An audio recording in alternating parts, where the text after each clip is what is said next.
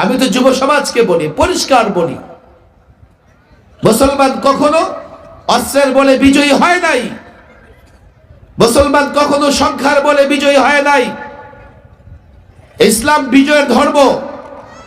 ইসলাম বিজয়ী হয়েছে আল্লাহ তাবারক ওয়া তাআলার দয়া এবং অনুগ্রহে। আজও যদি তুমি মুসলিম ইসলাম ধরতে পারো, বদর থেকে শুরু করে খাইবর পর্যন্ত, খন্দক থেকে শুরু করে হুনাইন পর্যন্ত, দেখো প্রত্যেকটা যুদ্ধে মুসলমানের বিজয় হয়েছে। এজন্য মুসলমান আল্লাহর উপর বিশ্বাস রেখেছে, ইসলাম ধরেছে, ইসলাম মেনেছে। আজকের প্রজন্ম, আজকের যুবক আলেমদের মানে না, আলেমদের শ্রদ্ধা করে না, আলেমদের ভক্তি করে না। তোমরা বিজয়ী হতে পারবে না। বিজয়ী ফর্মুলা তোমাদের কাছে নাই। তুমি দেখো না, বাস্তবতা দেখো।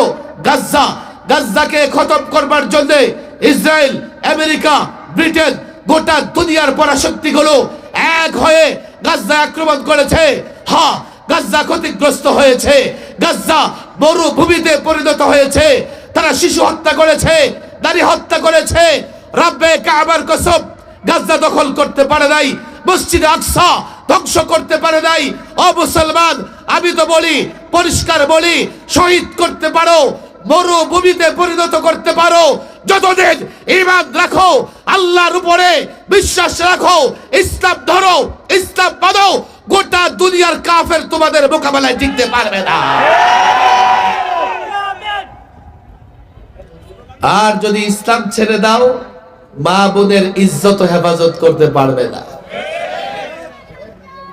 ইসলাম কেমনে ধরবা? ইসলাম না জানলে কেমনে ধরবা? একজন বাচ্চার সামনে যদি মোমবাতি জ্বালায়া দেয়, বাচ্চা মোমবাতিটা ধরবে না, দূরে থাকবে। কেন? এই বাচ্চাটা জানে না যে মোমবাতির আগুনে তার হাত পা কাপড় চোপড় পুড়ে যেতে পারে। কথা ঠিক না বেটি? এই যুবকরা যদি ইসলাম না জানে, তারা নিজের অজান্তেই আগুনে পা দিয়ে ফেলবে, আগুনে হাত দিয়ে ফেলবে। তো তখন তারা আর নিজেকে দুনিয়ায় অশান্তির আগুন থেকে নিজেকে হেফাজত করতে পারবে না। আর পরকালে জাহান্নাম থেকে মুক্তি। দুনিয়াতে তুমি যদি ইসলামে না মানো, পুরস্কার কোত্থেকে পাবে? কে তোমাকে পুরস্কার দেবে? তুমি যদি ইসলাম মানো তো পরকালে পুরস্কারের আশা করা যায়। ইসলাম না মানলে তুমি পরকালে পুরস্কারের আশা কোত্থেকে করতে পারো? আল্লাহ তাবারক ওয়া তাআলা আমাদের প্রত্যেকটা যুবককে হেদায়েতের পথে নিয়ে আসুন। আমাদের যুবককে সংশোধন করে দিন। এই মুসলিম উম্মার প্রত্যেকটা যুবক যেন তার ইতিহাস ঐতিহ্য জানতে পারে।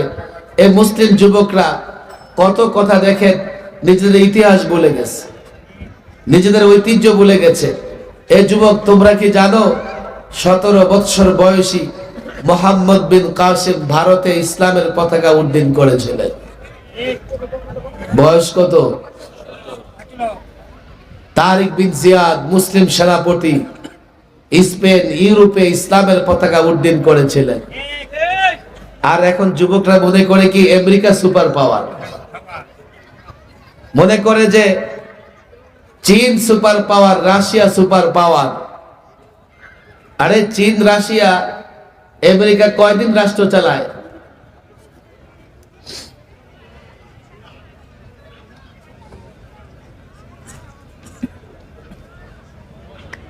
এই ছেলে, এই এদের কি বসাস? আশা করি আর কারো বসার দরকার নেই। যার মন চায় বসবে, না বসলে নাই। তোদের স্বেচ্ছাসেবকগিরি খতম। তোরা স্টেজে বসে যায় এসে। এমন করে বসাইতে হবে যাতে আওয়াজ না হয়। স্বেচ্ছাসেবক তোমরাই যদি আওয়াজ করো। মাশাআল্লাহ, যথেষ্ট মানুষ হয়েছে এই মাঠে। এই মাঠের নাম কি? আমি গুগলে সার্চ করে দেখলাম গরুর মাঠ। তা আমি তো ভাবছিলাম যে ওখানে গিয়ে আবার গরুর সাথে সংঘর্ষ হয়ে যায় কিনা। এখন দেখি সব জান্নাতি মানুষ বসে গেছে। কথা ঠিক না বেটি? গুগলে লিখে রাখছে গরুর মাঠ। তো গরুর হাট কয়দিন পর পর বসে? বছরে একবার, একবার বসে তাতেই গরুর হাট, তাতে এটা কার হাট হয়ে গেছে? হ্যাঁ, ডিআইটি মাঠ না? এই নামটা সুন্দর। আপনারা কি বলেন? ডিআইটি মাঠ। ওই কেউ পারলে গুগল থেকে গরুর হাট মুছা দিবেন। এই মাঠের নাম ডিআইটি। ডিআইটি মানে কি?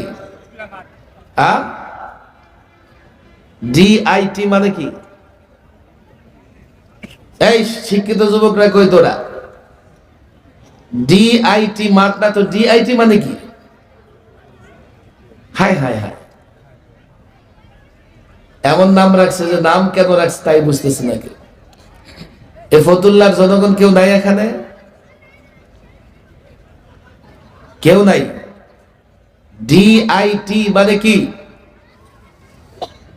চলেন বাদ দেন, একটা কিছু তো হবেই।